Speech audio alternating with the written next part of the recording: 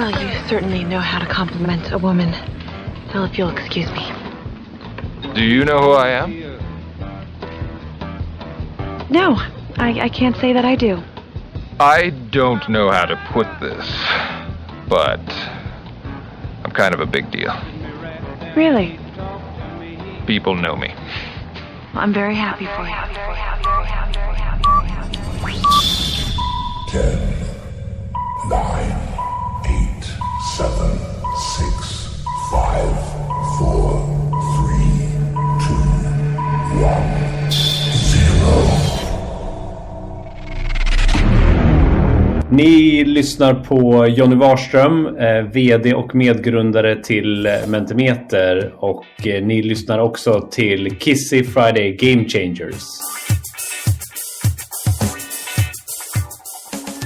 Kizzy's Friday Game Changers, taking your business to the next level. Coming up on Kizzy's Friday Game Changers. Make sure you're listening to your customers from day one. They're the ones that are going to tell you exactly what they want and how they want it delivered as well. Don't make the assumptions, ask the questions, and they will give you the answers. I'm Brian Stolley, founding partner of Wildcat Venture Partners. Hey, Tanja Lee here, all the way from Melbourne, Australia. I'm a leadership and mindset specialist for real estate and property professionals. Hi, I'm Jonathan from Amplify. Hi, I'm Johnny Combe, CEO of PayByPhone UK. I'm Kenneth Hafianyo, the founder of Jogwefa, an ethical fashion brand based in Ho, Volta region, Ghana. My Friday is never the same without Kizzy's Friday Game Changers. Welcome to Kizzy's Friday Game Changers with your host Kizzy Nkwocha, a show for innovators and motivators, people just like you. Kizzy is the publisher of Business Game Changer magazine and the property investor, editor of the successful Women in Business book series and the best-selling Every Entrepreneur's Guide series. Every week, Kizzy and his guests provide you with the tools you need to take your game-changing business to the next level. Listen, learn and innovate. Now meet your host, your mentor and your fellow game changer, Kizzy Nkwocha. Hello and welcome to Kizzy's Friday Game Changers. This week I'm joined by Freddy Seoud, CEO and co-founder of World Fitness Australia. Now, since starting the business as a side hustle back in 2008, an idea that was sparked from his own home gym needs, World Fitness Australia is now located in a 3,500 square meter warehouse with one physical retail store along with a national reach through the e-commerce business. Now, in the past financial year, World Fitness Australia has grown tenfold, increasing its number of orders by 80%, their conversion rate is up 46%, and the retail store alone has grown by 13%. Not bad, huh? In just a few minutes, I'll be talking to Freddy to uncover his secret of success. Don't go away. Number one means you're always on top. You're on to number one. Hi, this is Ray Zen. Hi, I'm Jamie Martin from Ideal Shopping Direct. I'm Kate Bell, founder of Zip Us In. Hi, my name is Eirik Eide Patterson. I'm a co-founder of Seaborg Technologies. Hi, I'm Katie Farrell, transformation coach, founder of The Catalyst for Life. Hey everybody, I'm David Frangioni, CEO and co-founder of All Access IDA Inspire and Develop Artists, and you're listening to Kizzy's Friday Game Changer. Check it out.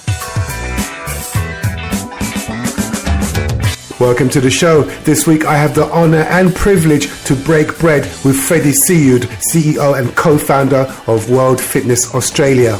But before we jump into today's conversation, I've been given a note to remind you that Business Game Changer magazine and Work From Home Game Changer magazine are updating their groundbreaking book, providing valuable insight, advice and analysis on what the coronavirus means for business sectors and how we can adapt to the changes it brings. Now, the book, which has got a great title, Running a Business in Times of Crisis. See, I told you it was good. Running a Business in Times of Crisis is an essential guide for business owners looking to survive and maintain their profitability during and after the uncertainty of the coronavirus. Now, running a business in times of crisis is produced by Business Game Changer magazine and Work From Home Game Changer magazine as a digital publication and paperback, and it's distributed through Amazon, selected bookstores, and the Athena Publishing website. Each contributor will be credited for their chapter and will also publish a link back to their site. To contribute to running a business in times of crisis, email wearegamechangers@outlook.com. That address one more time is wearegamechangers@outlook.com. We look forward to hearing from you.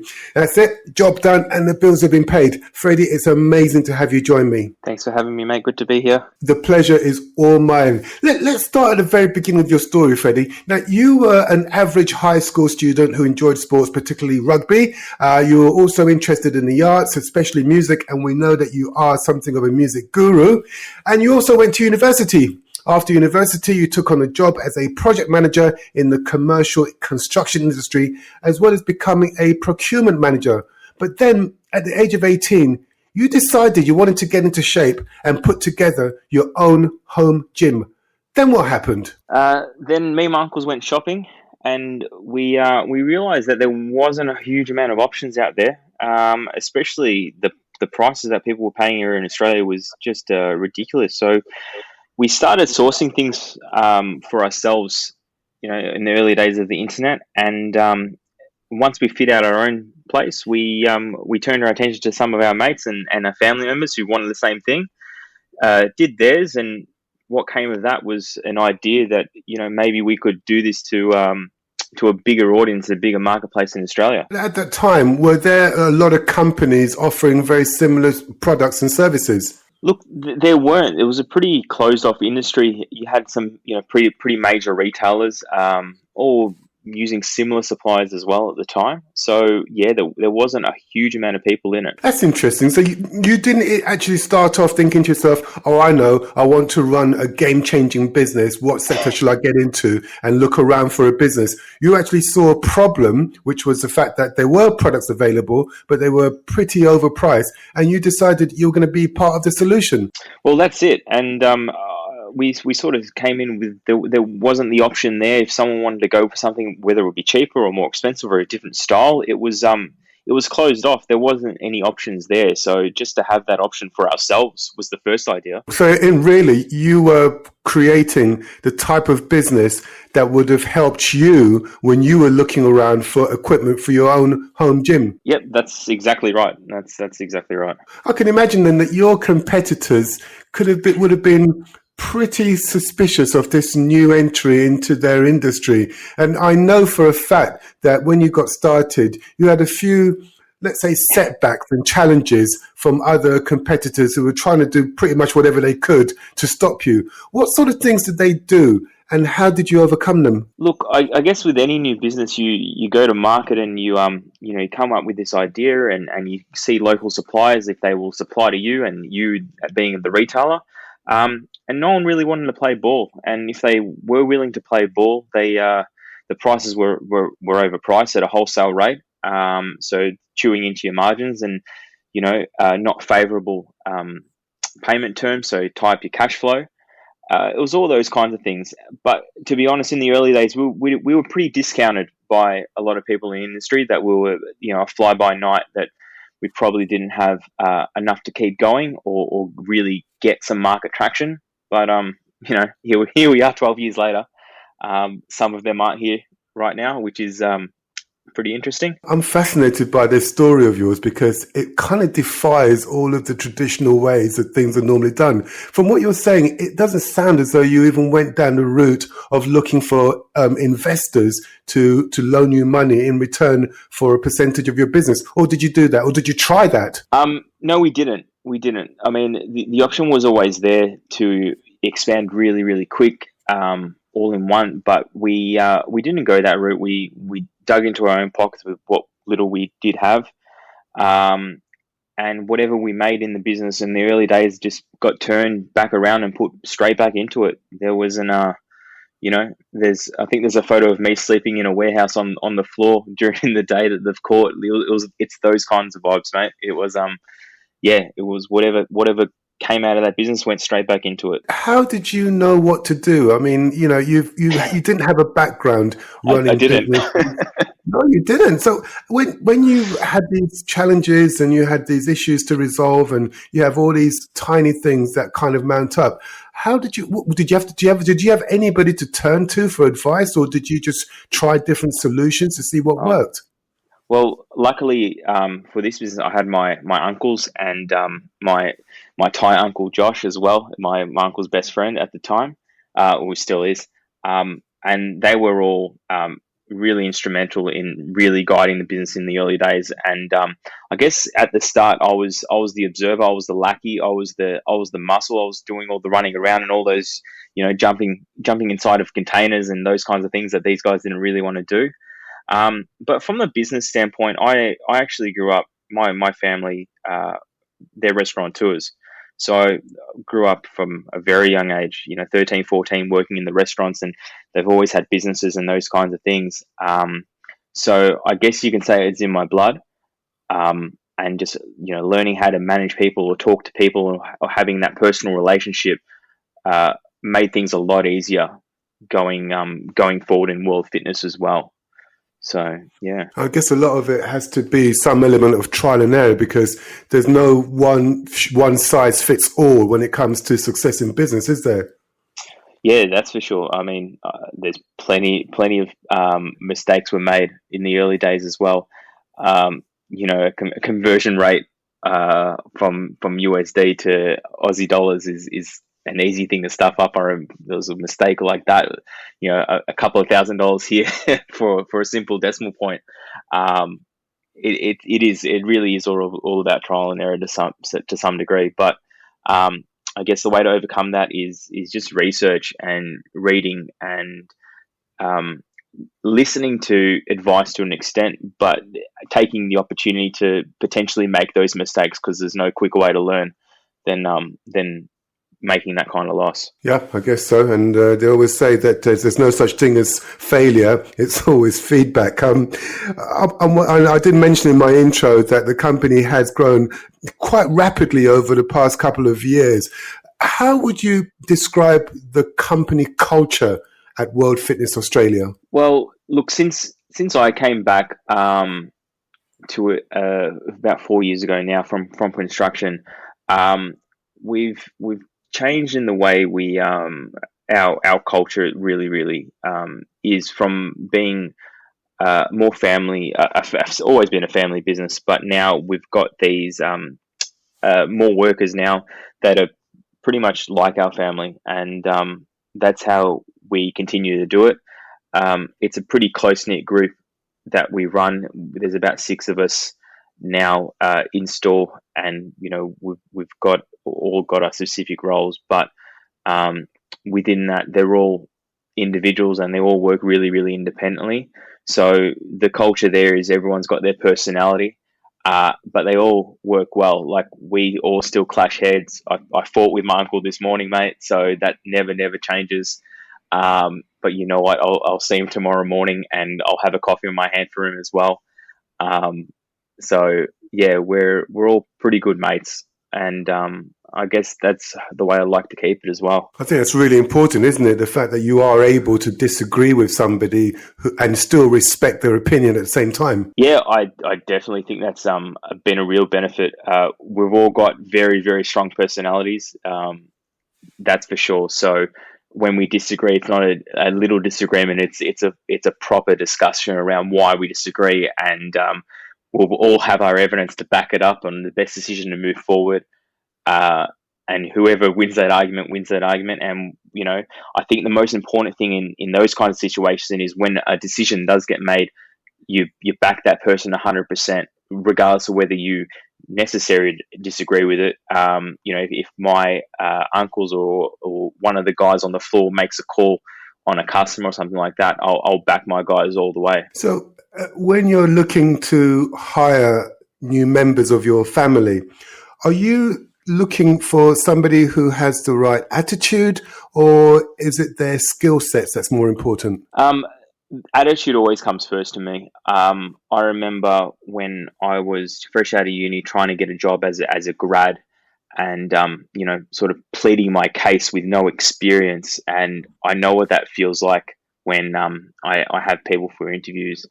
So all I really want to see is that someone's got a willingness to learn and the ability to learn and adapt and those kinds of things. That's the most important thing for me. Funny you should say that, because I remember a few years ago when I was working as an editor of magazines in London, I went for an interview for one of these large publishing companies, and it was such a great interview, and I got to the final stage where I was meeting the chief exec of the company.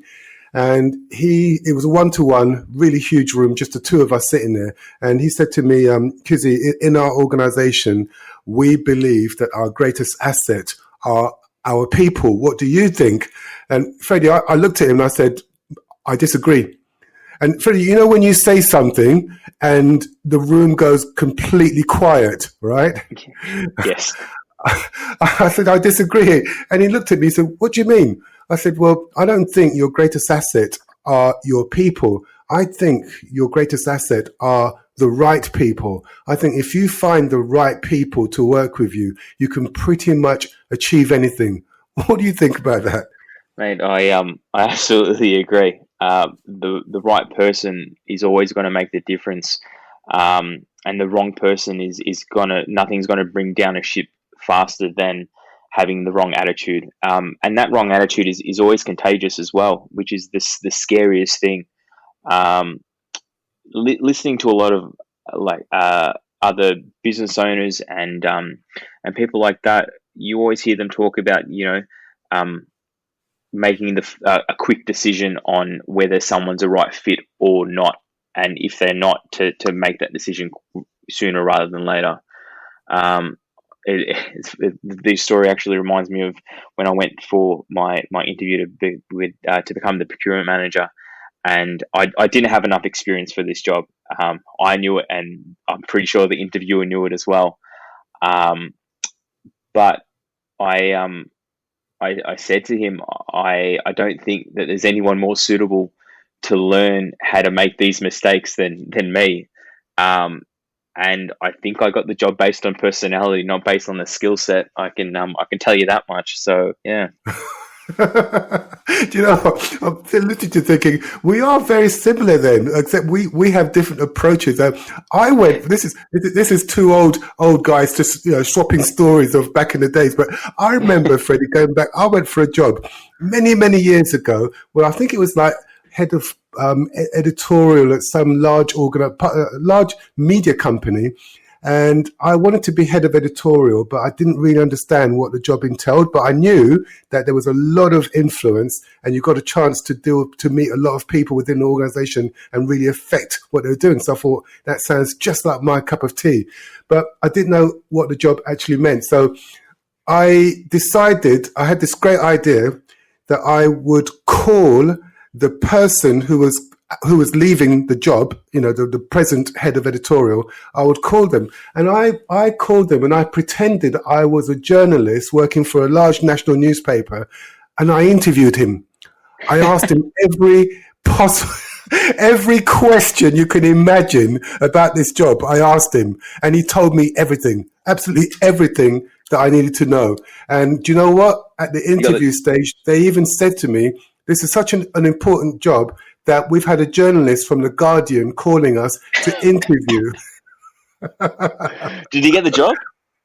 They offered me the job, but I didn't take it. They offered me the job, but I didn't take it because I was offered another job as a reporter for a national newspaper, and I did that instead. But come on, that's not bad, huh? Mate, that's brilliant. It would have been better if you took it. I can imagine what would happen when they found out that I was the man who interviewed. Oh, shortest job in history, I would imagine. Let's talk about here and now.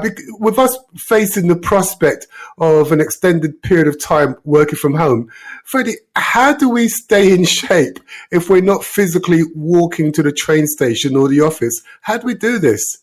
Mate, that is actually, this is the hardest question you're going to ask me today. I can almost guarantee it. It's actually whatever works for that individual person. I can tell you should keep getting a home gym or rower or something like that. But they're all going to be very, very expensive pieces of a clothes hanger, really. What works for me is I get outside and I go for a run. That's no. I know this is going against everything I do and say, which is sell equipment. But it's what works for the individual. If you're the type of person that wants to lift weights, then lift weights. Look what's going to get you going and get you excited to do something and stay physically active within your house, and then go for that. Very wise words. And I think, and part of that has got to be also maintaining some sort of mental stability as well. Because, this idea of working from home and being confined and isolated, it really does mess with your head, doesn't it? Yeah, well, you're talking to someone that's we've been in lockdown for most of the year here in Melbourne. I think what's kept me sane and most people I know, level-headed is just having that sense of routine. Whatever it is, getting up at the same time, going for a work. It doesn't have to be so physical, but as long as you've got that routine in place, you can hopefully keep most of your sanity. Best of luck to you, Kizzy. Yeah, thank you.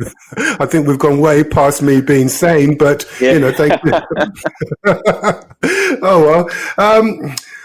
I think we can all relate to it, Freddie, but let's hold that thought. We're going to take a quick break and come back to our conversation in just a few minutes. This week's boss star is Stephanie M. Casey, CEO of Lovage Inc. Now, Lovage Inc. is a creative agency based in Dallas, Texas, and they offer exceptional Wix website development and design, custom branding, creative collateral, and related marketing strategy. Now, Stephanie's worked in major indie and new media on both coasts in Texas for 25 years. Her wide variety of communications, media, business, and production experience led to the creation of Lovage. But when she was not helping game-changing business leaders make, mold, and mobilize public opinion, Stephanie is a hugely talented musician. Here she is performing They Come Out Singing. Have a listen.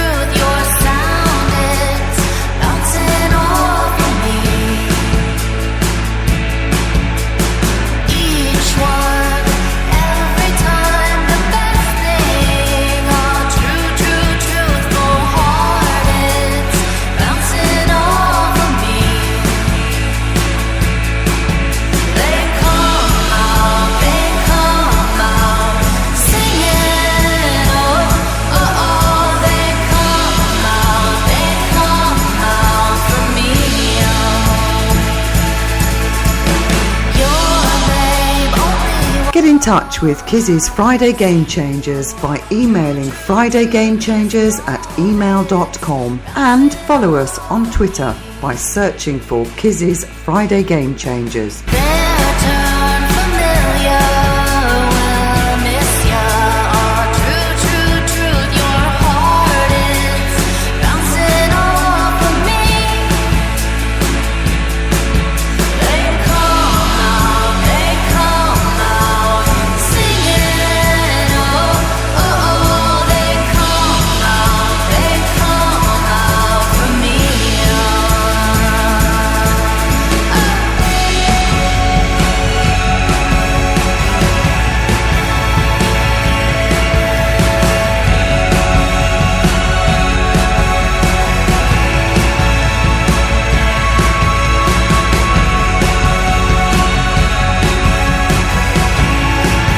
I'm Rupert Rickson, founder of Perspective Pictures, and I've been trying to change the game for 8,760 days. That's why I listen to Kizzy's Friday Game Changer.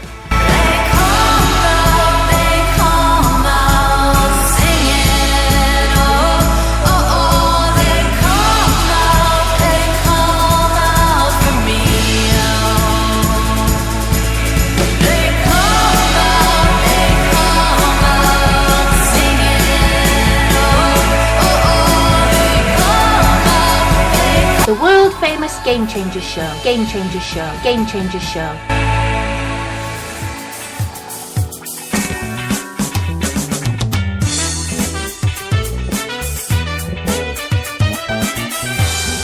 Welcome back. Before the break, you're listening to Stephanie M. Casey, CEO of Lovage Inc., performing They Come Out Singing. And I'm in the studio talking to game changer Freddy Seoud, CEO and co-founder of World Fitness Australia. Now, Freddy, we're at the past, present and future part of the show. Now, what this means is that I'm going to ask you 3 very simple questions about your business past, your business present, and your business future. And if we get this right, the answers will give us a unique insight into the mind of game changer Freddy Seoud. Are you game? I'm game, mate. Okay. Don't sound so worried. This is going to be fun, honestly. You always say that. You always say I'm going to have the best time after you making me scared. I like it when you're scared because that means your adrenaline is pumping. This is going to be good, honestly. Well, what you've got to do, right, is you've got to close your eyes, put your feet up, and imagine you can hear a clock ticking in the background. That's the sound of time passing by second after second. Imagine yourself traveling back in time. You meet the young Freddy Seoud, who's just starting out on his game-changing business journey. Now, I like Freddy because Freddy asks questions. He asks you for advice. Freddy wants to know one thing he must always make sure he does in business, and also one thing he must make sure he never does. What do you tell him? I say, Freddie, make sure you're listening to your customers from day one. They're the ones that are going to tell you exactly what they want and how they want it delivered as well. Don't make the assumptions, ask the questions, and they will give you the answers. I like that. Really wise words. I think that's part of one of my personal philosophies, that it's always better to understand before trying to make yourself understood. So I guess listening to customers is essential. But I think as business people, we often find ourselves starting off with fixed ideas of what we think the customer wants. And sometimes that's not the right way to go, is it? I think that's an issue that a lot of people will, run into. They'll be, I think this will work for the customer, and they'll keep on pushing the point. But, the customer knows exactly what they want and how they want to shop, and how they want the product delivered to them. And if you just listen to that, it makes your job a hell of a lot easier, as I eventually found out. Yeah. I'm just wondering though, if you imagine you're 18 years old and some wise business person says to you, "Now listen here, Freddie, I want to tell you your key priority has to be to listen to your customers." Would you have listened to that advice? If I'm being completely honest, probably not at that time. I would have turned around and said, "You know what? I know what I'm doing." At 18, I would have just said that. That I had this idea, and we were going to run with it, and I knew best. So if I'm being honest, I probably wouldn't have listened. It's as embarrassing as it is to say now, but that's the truth. No, I think we're both in the same. Well, I think we're all in the same boat, really, because if you don't believe in yourself and stick to your guns, you probably find yourself, changing your opinion and attitude depending on who you speak to, and sometimes that's not a very good thing, is it? Yeah, well, that's it. Well, okay, so that's something you'd tell your younger self to make sure he does. What would you tell the young Freddy Seoud to make sure he never does in business? Never spend too long planning anything. I think back then I used to sit and make these elaborate plans and trying to think of every single angle, and I didn't spend enough time executing the actual plans. And sometimes maybe I missed the run of a certain product, or got in too late into a sale period or something like that. So I think the advice is just you can't plan for everything, and that's okay. Do it's really strange to hear you say that, because I'm thinking of what I know of you. I would have said that procrastination was not one of the problems that you would ever have. See, I don't make it sound like procrastination, but it's procrastination by default. You're making excuses not to do something. It's not. I'm a perfectionist, as a lot of artists are, and it's never quite right, or it's never quite perfect to execute. I've learned from those mistakes now, but it's all about the action. It's make it happen and doing things and trying things and making those mistakes and learning from those mistakes and trying something different. If you could have one superpower, one super ability, what would you have? Telekinesis.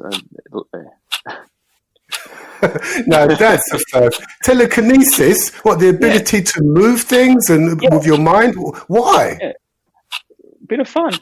Imagine all the fun you could have, moving objects, freaking people out, and, you'd be sitting on the couch and you just think of a drink in your fridge and they just magically come to you. I'm not going to say fly or something like that. That's too typical, something a bit more casual.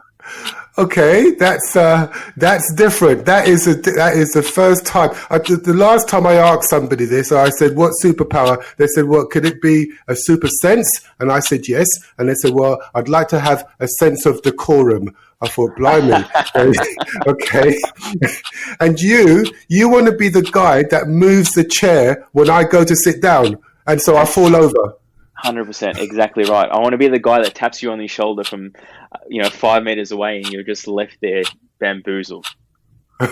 Okay. Well, Freddie, remember, you and I, we are friends. Okay, we will always be friends. So you never use the power for good.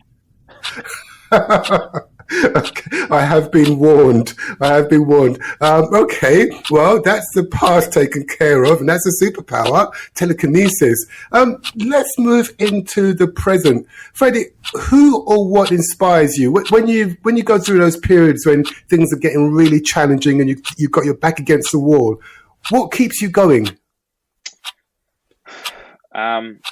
My family, I guess. It's the biggest driver for me, and it always has been and probably always will be. I look at my brother, I look at my parents, my little cousins and all that, and, to succeed for them and give them the kind of life that they deserve as well is all the driver I need to keep going. And whenever I get tired, no matter how much they annoy me sometimes, but I love them dearly. No, I'll tell you what, without that annoyance factor, life would not be meaningful at all. No, that makes a lot of sense. I'm just wondering now, imagine if we go into the future together. Imagine if we go 20 years into the future. What does the business future look like for you in 20 years' time? In 20 years' time, for World Fitness, I guess that means we're outside of Australia now. We're international. We're World Fitness UK. We're World Fitness France. We're World Fitness everywhere. We're retail stores everywhere. We've got distribution points all around the world, and under the one structure as well. That's the ultimate goal 20 years from now. Okay, I'm just writing down 2 words here: world domination. I think that kind of. Yeah. We didn't call the business World Fitness for nothing. I see. I like the way you roll. Okay, well, I think that's a target that you are pretty much guaranteed to smash. I've got a message flashing on my screen saying we've gone way past our allocated time. Before we wrap things up, is there anybody who may be listening to this conversation that you'd like to say hello to? Yeah, there is my cousin Joseph. He's a hustler. He's a great friend, an inspiration. He works super hard. He's got his own company as well. He's a tradie of every trade, and I wish him all the success in the world. And you just have. Freddie, it's been an amazing experience getting to spend some time with you on Kids' Friday Game Changers. I just want to say thank you so much for sharing your insight and your wisdom. Thank you very much, Kizzy. It's been fun. Well, the time I've spent with Freddy Seoud is a great reminder that when obstacles arise, you change your direction to reach your goal. You don't change your decision to get there. And it's an inescapable fact that some people dream of success, while others, like Freddy Seoud, wake up and work at it. This is a lesson that game changers like Freddy Seoud are teaching us every day. Listen, learn, and innovate. Playing us out is Stephanie M. Casey, and this track's called Dreaming Things. See you next week.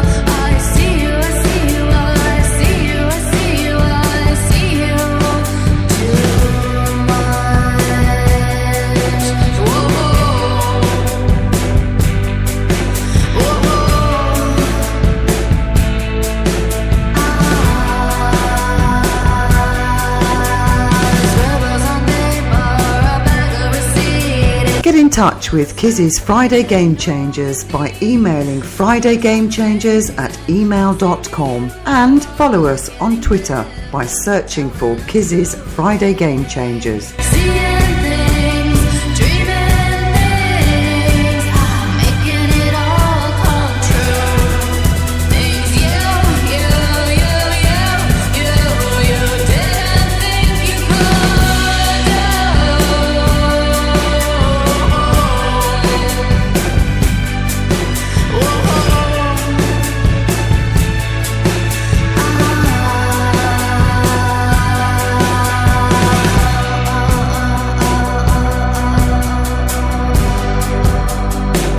Hi, I'm Johnny Combe, CEO of PayByPhone UK, and my Friday would not be complete without Kizzy's Friday Game Changers.